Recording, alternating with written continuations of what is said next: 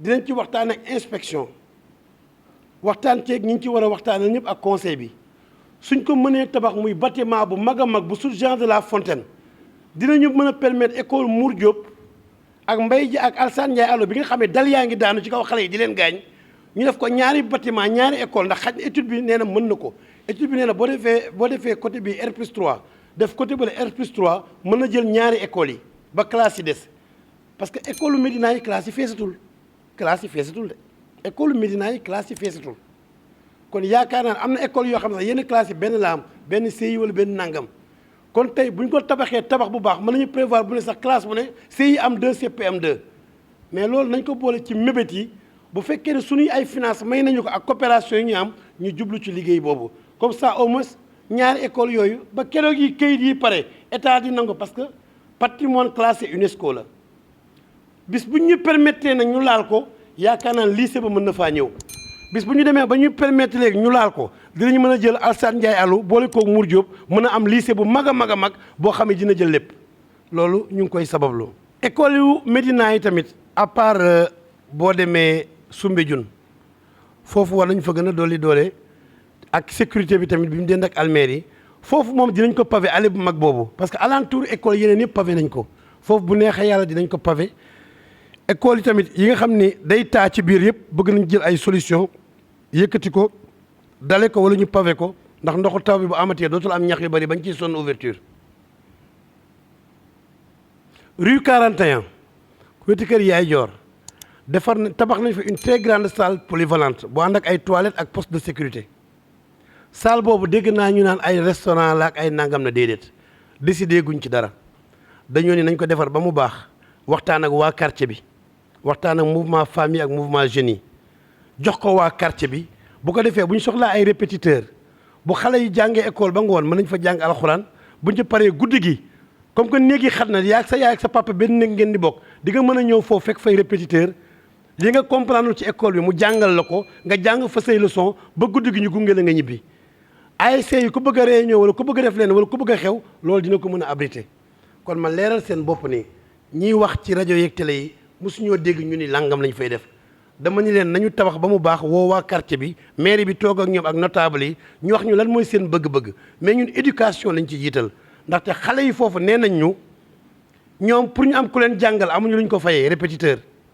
ñaareel bi seen kër yi dafa xat ba seen yaay bu amee gan wala seen papa daan leen dem leen ci cours bi duñu am fu ñu toog di jàng seen i leçon te yaakaar nañ bu amee salle bu mag jël ay répétiteur dinañ mën a dimbali xale yooyu ñu jàngaleen seen ay leçon terewul ni poste de sécurité ba ma nga fa pour assurer sécurité quartier bi am na ay toilettes publiques yoo xam ne tamit ci beneen wet gi la nekk nga xam ne kenn dootul tuur ndox ci biti ndax tamit toilettes publiques yi foog muy am pour ñu bañ a tuur ndox ci biti moo tax lu ñuy tabax dañ ciy prévoir ci kaw wala ci suuf ay toilettes publiques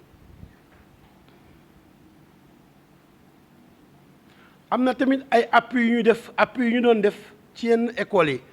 parce que muy daaw géej ak daaw écoles yi nga xam ne dañuy nekk classe d'examen donc am na appui yoo xam ne def nañ ko yaakaar naa Linguère a ngi nii lépp loo xam ne par exemple wax nañu ko ñu mën koo def rek mairie bi taxawul dafa am ñu naan waaw mairie bi dafa deful nangam fourniture scolaire de déedéet ñun dañuy waxtaan ak directeurs yi waxtaan ak ña ko yor laaj leen seeni priorité parce que man loolu laa wax waa ji ñëw na ni ma diw def na ay kayem nangam wan ma photo mairie man ko man sama photo ma def ko ci ay kaye ban njëriñ la am man école bi dox du ay kaye mooy maye pour sa photo dem ci kër yëpp parce que tey li ngay may élève bi boo ko xaymaa matul 5000 ñeenti kaye benn protège benn ardoise nga xayma ko matul li nga may 5000 par élève au moment où toilette ya baaxul wala table banc yi manqué na wala am na école boo xam ne doxul tey nañu xool les priorités ñu def ko bàyyi ngistal bi parce que ay kaye nga def ci sa photo maire bi yaakaar naa ne sax politique la gën a nuru moo tax man loolu yitteelu ma tey classe d'examen yooyu maître ya fa nekkoon daaw géej dañ leen a renforcer ku nekk benn montant pour après nga def heure supplémentaire jàngal xale yi classe d'examen yëpp looloo indi woon taux d'examen bu baax bi ñu amoon yenn matériels yi directeurs yi manqué dañ koo xayma nangam la ñu wax ko ñu daal di génn jox leen yenn directeurs yi amul woon courant ba seen logement yi wala ñu ne ñoo ko fayal seen bopp bañ ko xaymaa montant yi dañoo génne calculer ko defal leen ko ay mandat jox leen ñu fayeeku ko mais du lépp loo def rek taxaw ci mbedd mi ratatat ak ku wax rek nga tontu mais ñun la ñu war ci école moo tax ma ne Linguère kaay toog boobu ba léegi école yi waxaguñu lu ñu defagul problème rek bi ñu am ci école yi mooy Alassane Ndiaye Allo te kooku je le dis devant tout le monde le directeur sabote directeur bi mooy saboté effort yi ñuy def yëpp woo nañ ko réunion même réunion d'investissement bi ñu doon def commission finance woo ko ñëwul bëgg nañu sonn ci école bi tey coopération chinoise mu ñuy tabaxal ay bloc de toilette foofu ci biir commence fondation yi pare na mais lan moo fa am keroog fondation yi pare booy ñëw sàcc matériel chinois yi donc ñu ngi ciy góorgóorlu boobu un mois ngi nii chaque fois suñu éléments yi dem nettoyer bu guddee moom mooy bañ a tëj bunt bi moom moo tëjul bunt bi moo ko dul nangoo tëj am ñu fa jaar dugg ci biir yàq yenn nii dem seen yoon parce que dafa ñëw waxul ak mairie bi toogul ak ñun dem dugg ci lu mu maîtriser wul parce que ñëw ni day tabaxaat ay mur ma ne ko non mur bi arrêt des travaux bu sous-préfet moo ko bloqué arrêt des travaux bu ko sous-préfet di tegee moom moo koy dindiwaat ñu yeggale mais yow mënoo ñëw jóge fee rek naan da ngay tabax ak da ngay nangam mu ni il était mal informé parce que ay politiciens wax ak moom ma ñaan ni leen ki ma man ko nekk mu bañ a dugg ci affaire politique bu amee li muy wax mairie bi mooy interlocuteur am donc je pense que suñu doom yi mënuñu fay di jàngee di bañ a toppatoo école bi école boobu problème mu gardien bi ma am naa ay gardien de dañu amul logement gardien lu bon la ñu fay def guddi la parce que logement gardien bi mooy fi pas allemand dëkkoon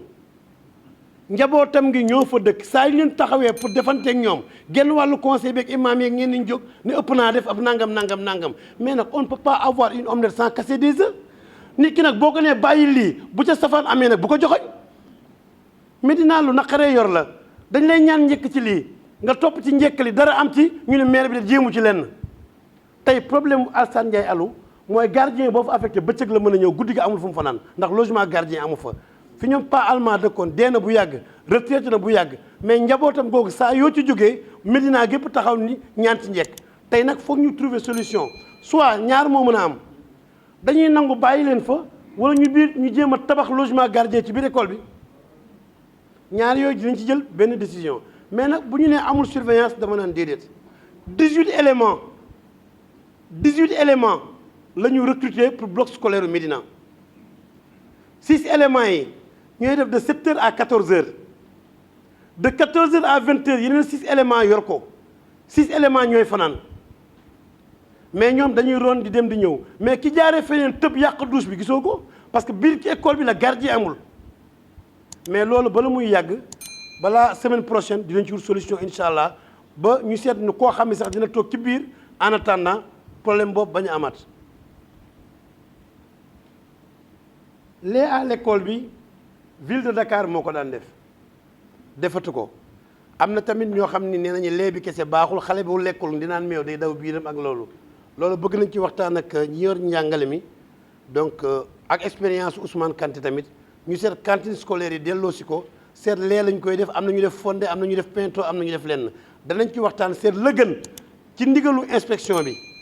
ca la ñuy inspection bi di recommander ak maîtresse yi ak ci ñi ko yor bu ko defee ñu jublu ci jàppale xale yi nga xam ne dañuy ñëw du ñu ndékki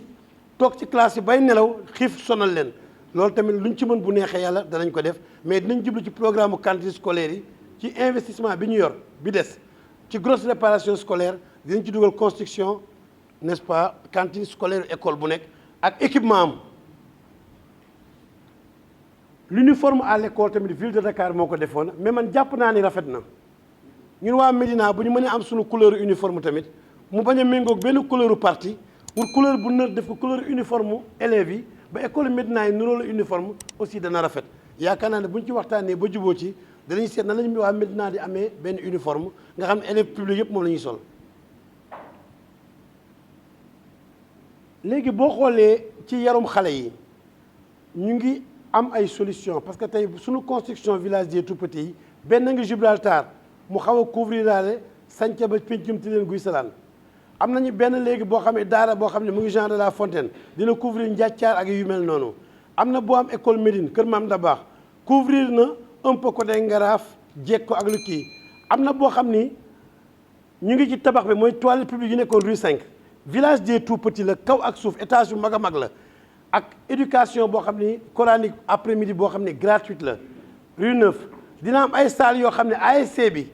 bu ci bëggee liggéey ak yeneen ASC yi ak séminaire ak yooyu danañ ko ci mën def ndax en hauteur lañ koy tabax loolu ñu jàpp leen ni lenn luy commercial newu ci li ñuy tabax lenn luy commercial amuñu te fépp fu ñuy tabax lu mel noonu te douche nekkoon fa bëgg nañ def ay douche ci kaw wala ci suuf ndax pour ku bëgg a romb am foo bëgg a demee toilette mën ko faa def. jafe-jafe bi ñu amoon bi tax mu tardé woon mooy dafa am kër goo xam ne dafa yokkoon ci li douche bi moomoon këram waaja fa nekkoon depuis at ak lu topp jox nañ ko sommation ba jàppale woon ko financièrement muut fu mu jëm mais moo ñuy dawloo taw tey suba ngoon far nag corona bi dugg si mootoo ci lu bari mais bala muy yàgg dinañ seen ay pexe pour nu mu fa jógee ñu yeggali travaux yi looloo bloqué woon travaux yi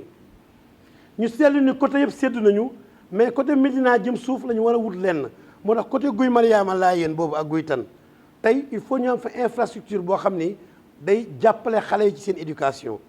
dinañ ci waxtaan tamit ci conférence de quartier yi. wax nañ la li nga xam ni moom la ñuy dund seen quartier yi te am ci yow yaakaar nag ni buñ fi jugee dina am changement loolu lañ ci yaakaar bu ñu génnee fii lu bari loo xam ni dañ naan xëy na commissaire yéegu ko tey commissaire yéeg na ko bala ma lay jox kàddu ma lay wax ci kanamu assemblée bi mooy li ma doon wax sànq rek boo gisee ñu def ndànk ren ci budget bi dañ la bëggoon yëgal ni ren ak problème yu bari yi am ci problème sécurité conseil municipal nangu na ànd ak yow ren accompagner la bu jëmee dinañ ci waxtaan ak commission finance ak conseil bi bu jaree ñu lay jàppale ci dotation mensuelle u carburant pour patrouille yi gën a bari ronde yi gën a bari jaral nañu ko bu jaree tamit am na quartier yoo xam ne même boo fa bàyyee oto bi rek ak benn policier mu toog foofu rek yendu fa xëy na am na lu fa dul am bu jaree acquisition de véhicule tamit bëggoon nañ ko def daaw mais président moo génne woon benn décret ni kenn du jënd oto mais ren bu ñu ko permettre ba ñu ñoo jënd ñaar ba ñetti auto police yu ndaw quartier yi gën a chaud ñu leen fay teg mu fay yendu xëy na dina wàññi yenn mbir yi surveillance bi tamit am na loo xam ne abordé wuñu ko ndax du thème bi directement yàllaa ngi ciy suturaal nag muy question mbëkk mi yaakaar naa ne am na ñun comme que ñun dañoo am géej yaakaar naa li nga xam ne moom la ñu moom ci suñu géej war naa mën a am surveillance ba gaal dafa déparé pour dem ci mbirum mbëkk mi. donc éducation ak santé bi la ñuy commencé di ndokkeel monsieur Ba di IEF Dakar Plateau yor Médina di muy doog a ñëw mu jaadu ñu wax ko ni éducation yàgg na nekk priorité mairie Médina di ko fàttali ndaxte conseil yaa ngi fi Linguère a ngi fi di ko fàttali ay jéego yu bari yoo xam ne jot nañ koo def ci éducation mairie Médina parce que jamono ji ñuy jël mairie bi sooxe woon na loolu bokkoon nañu ci ñi nga xam ne ñoo nekk ci taatu tableau bi ci Sénégal wante ci jàppale waa Médina ak ñi nga xam ne ñooy inspection bi directeurs yi ak enseignants yi at yi di tegloo ñoom ñuy góorgóorlu ba relever le défi ba tey yéegal Médina ci kaw kon du ñu jóg ci di leen gërëm di leen encourager di leen sant loolu nag pour mu mën a sotti mairie bi am na jéego yu bari yoo xam ne defoon na ko ci may fàttali ni ci école Alassane Ndiaye Allo mairie bi jotoon na faa tabax ñaari salle de classe ci CM Médina mairie bi tamit tabax na fa ñaari salle de classe yokk école bi pavé cour bi yëpp ci biir ak ci biti mairie bi tabax na tamit 2 villages des tout petits yoo xam ne nii am nañu ci baax nañu taxaw ci village des tout petits au départ sax dañu ne woon dafay am fay mais léegi ñëpp xam nañ ni inscription 50 000 kese ngay joxe te ci lañu lay jëndal fourniture yi uniforme yi la ci des ñu denc ko parce que facture courant yi prépayé la ñuy yor dañuy jënd courant n'est-ce pas matériel bi ci lañ ko ci jënd ndax matériel école yooyu mairie bi jënd ko école bee koy jënd la fay dem école bee koy jënd donc baax nañu xam ko te ñu bëree bëri ay cas sociaux yoo xam ni da ngay ñëw mais ñun ñoo lay faylaat pour nga dem inscrire ñu wax leen ni foofu wutuñu fa xaalis parce que ab 50 000 boo xam ne doo ko fay de 25 000 ngay joxe di dàqante am na ñoo xam ne bis ñu joxe 25 ba seen den dugg pare nañ ci dootuñu joxe waat dara mairie bi mooy continuer di jël en charge di fay ay animateurs goûter partagé mu financé bu ñu waree dem tourner ci ay monument renaissance yooyu ñu jël ay car yóbbu leen parcours yóbbu leen lu ne programme boobu yëpp mairie bee koy supporté peinture salle de classe yooyu defaraatu école yi plomberie bi changement lépp ci yooyu ci divers yooyu lañ ko jël kon defuñu ko pour xaalis donc am nañu 2 villages des tout petits benn bi nekk biir école Médine benn bi nekk biir Gibraltar dinañu fa jàngale le matin préscolaire la mais après midi daara la ñu ngi fay jàngale alxuraan te kenn du fay amul benn weer ak daara kenn fayul c'est gratuit à part l'inscription tout est gratuit wutuñ ca dara. Construction d'une infirmerie scolaire tabax nañ ko mais finition yi ñoo ci des mu ngi nekk ci biir école Médine tabax nañu infirmerie bi finition yi moo ci des te bu neexee yàlla balaa mois de mars war nañ koo pare incha allah. tabax nañu benn daara moderne boo xam ne daanaka pare na dinañ ko inaugurer balaa 1 mois moo nekk rue 39 fi nga xam ni gannaaw Jean de La Fontaine fi toilette ba nekkoon. daara ji pare na carrelé nañu peinture nañu def nañu lañ ca war a def yëpp yaakaar naa ni du nekk mënul nekk village mais genre case des tout petits la mais daara ji mooñ ci ëppal solo pour au moins xale yi mën a jàng ngoon si alxuraan ndaxte foofu ci digg tali bi la ñuy fooyee fa la ñuy fubalee moo tax foofu noonu année bu njëkk bi man leen ñaan nañu sax ñu bañ a jéem a demander ay inscription buñ ci demander benn xaalis nañ ko def inscription bi sax def ko gratuite ren ku ñëw ñu jàngale tey leen xale yi def ci ñoom yar ak diine.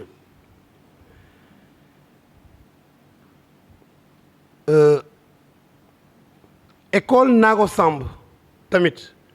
gannaaw bi nga xamee ni yàqu woon na ba xale yi di jéggaani di jàngi fële mairie bi fexe na ba tabaxaat na école Naago Samb muy école bu bees tàq boo xam ne ci ñetti at yi ci gannaaw lañ ko tabax école boo xam ne boo ko xoolee école bu moderne la bu jaar yoon digg bi ñu dër ko pour mu def ko terrain de basket muy école boo xam ni tabax nañ ko mu moderne lool. école Babacar Wack gannaaw bi nga xam ne dañ faa indi marché bi indi fa ambulant indi fa lu nekk insécurité fa bëri fa gannaaw bañ jotee lettre directrice bi ak parents d'élèves yi ni bu ñu sañoon kat ñu toxal école bi ndax fii école mootu fee am yàlla dimbali nañu ba tabax nañu école bu bees tàq ci Gibraltar mooy après Birame Sassoum école boobu ren bu neexee yàlla bind nañu leen inspecteur ren bu neexee yàlla bëgg nañu xale yi jàng fa.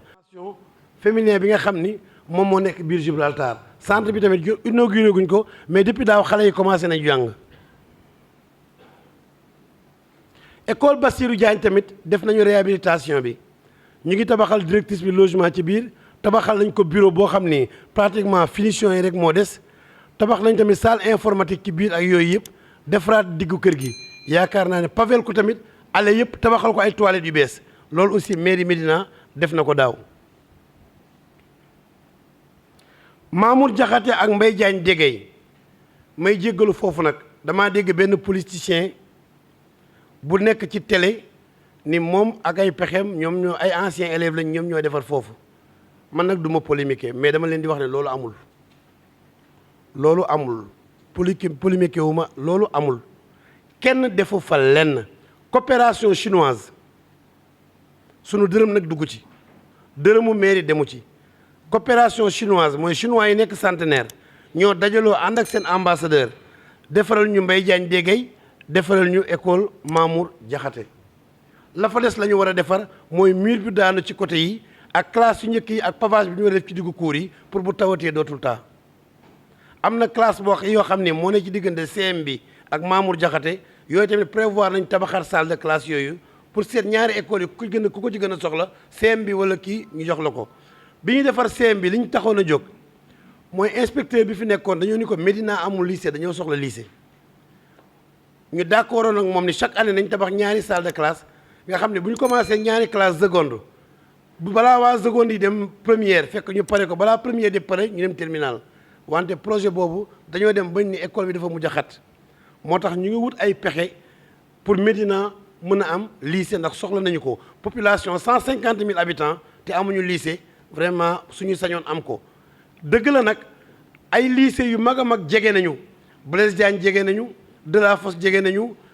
boo demee Lamine Gueye aussi jege nañu xam naa loolu tamit dinañ ko ci seet waaye bu dee mën naa ne dinañu ñaan IEF mu seet lu mu ci mën tamit ñun bañuñu dugal ci suñu ay moyens yu seet fu mu gën a yaatoo ndax bala muy yàgg école Matar Diop boobu dañ koy tabaxaat mais tabax bi ñu ko bëggoon a tabax dañ ci bëggoon a indi Alassane Ndiaye Allo ak Mour Diop parce que dal yi dafay menacer ruine sonn nañ ci nag man damay bañ maire yi ku ko bari may dégg léeg-léeg ñii dem ci yenn télé yi comme télé yi dagg wala Médina mbaa fen di wax ma bañ a tontu parce que day am fooy toll yaay mag tontu yooyu parce que séance bu toll nii laa doon xaar ñëpp toog nga xam ne kenn du weddi ndax li ngay wax ci micro nga koy wax télé yi di la jël daf ci am loo xam ne du alalu parti du alalu nit alalu mbooloo la